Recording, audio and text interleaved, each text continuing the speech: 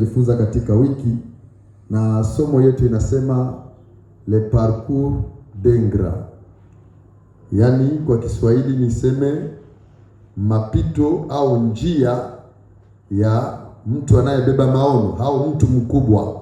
Bwana Yesu asifiwe sana. Amen. Tukisema parcours d'Ingrat, mtu anayebeba maono ni nani? Au grand ni mtu gani? Inawezekana niseme kwamba mtu hafanyike kuwa mkubwa, lakini mtu anazaliwa kuwa mkubwa. Haleluya.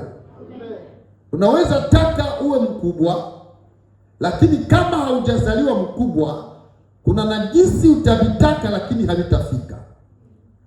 Na unaweza kuwa mkubwa kimiaka.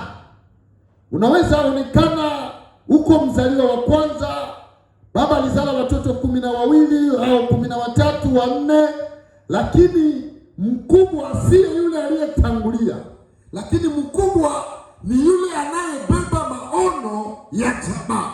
Mkubwa ni yule ambaye anakuwa tegemeo la familia. Ndio maana utakutana mjamaa, mtu anaweza zaliwa wa kwanza, lakini juu afanye renyo, kuna mtu anatafutaka, wanasema hatuwezi ikala kama Fidele hayakui. Unaweza zaliwa mbele, lakini mpango ya Mungu au mpla ya Mungu kwa hii jamaa au kwa hii nchi au kwa huu mji au kwa hii jamii, Mungu hakukuteua kuwa wa kwanza. Kuna mtu alimuweka wa kwanza, na ule mtu wa kwanza kuna njia fulani inabidi azipitie zenye zitamwambia kwamba mimi siko mtu wa kawaida. Kuna mtu anaweza jiona wa kawaida, ama tunaweza muona kwa kawaida kwenye ulimwengu wa mwili, lakini ulimwengu ya roho ni mtu mkubwa. Ukiona garso mwenye na fatafata na porte quelle fille, hana shua, hajua anapendaka nini, hajua mtu mwenye katembea naye, ujue ya kwamba huyu mtu hana maono. Salimia mtu mmoja, mwambie kama uko na maono tembea na wenye liko na maono. Ya kuwa mkurugenzi fulani, lakini uko na shida mbotike mkartie, uko na lewa sapilo. Mama, bonge la mama, kwenye government, kwenye kanisa, kwenye kwaya, kwenye maono yako, lakini kila gaso wanakuchumbiaka, akuwe mlevi, akuwe mvuta sigara, akuwe ule na ule, wewe kazi yako ni kusema tu ndio. Kama una maono, ama kama uko mtu mkubwa katika ulimwengu wa roho, lazima utafikiria nimezaliwa kwa nini. Acha nikutangazie tu ya kwamba siku yenyewe ulizaliwaka haukukuwaka wewe peke. Mulizaliwaka mlikuwa wengi, lakini wengi walikufaka wewe ukaishi, ni kwa sababu uko mpango ya Mungu. Usiangalie udhaifu wako wa leo, lakini angalia kesho na maono yenye unabeba ina kipimo gani, na Mungu alikuita kufanya nini hapa chini ya juu. Siko dako na mtu mwenye anakubiaka wengine ya kwamba shie tulikiasindikiza wengine kudunia.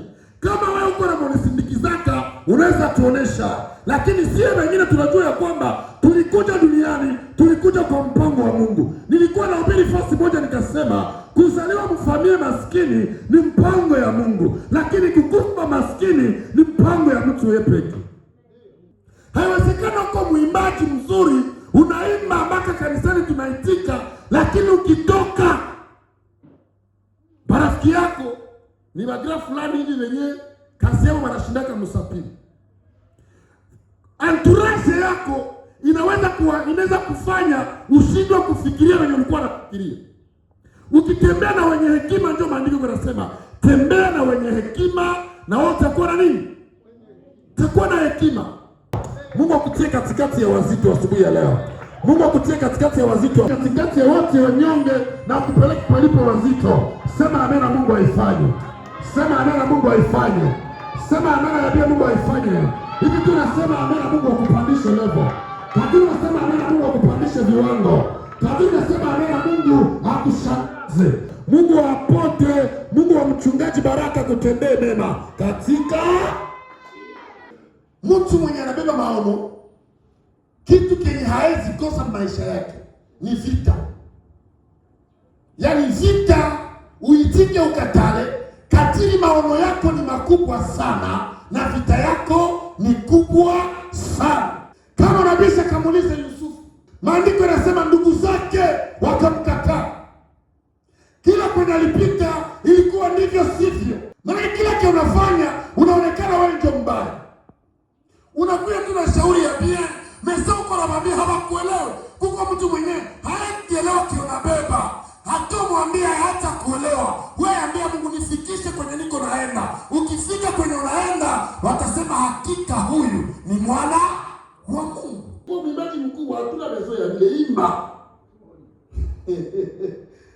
Haiko ima nyimbo yenye Mungu mnaimba leo vishili ya kupandisha masauti. Sisi tulikuwa na haiko vya vile uliimba kwa wakati yako. Na mimi na wakati yangu, na mimi ndaimba. Na wewe kama utaimba imba. Makazi zote pekee zitatuambia uko nani. Bwana barikiwe. Mtu mwenye uko naye hata kuelewa. Sasa mtu mwambie hawezi nielewa. Unaona problema tuko nayo. Bakristo tuko tunaomba Mungu mwenye atujue. Mtu akikuja hapa anaomba malaria, mchungaji akimwekea mikono akipona, watu tasikia wanasema mchungaji ana Mungu. Alimponya mtu malaria. Lakini mtu akikuja hapa ana ukimwi, halafu mchungaji anamuombea akipona, watu wa Kristo humu baada nasema hatuko sire na mchungaji kuna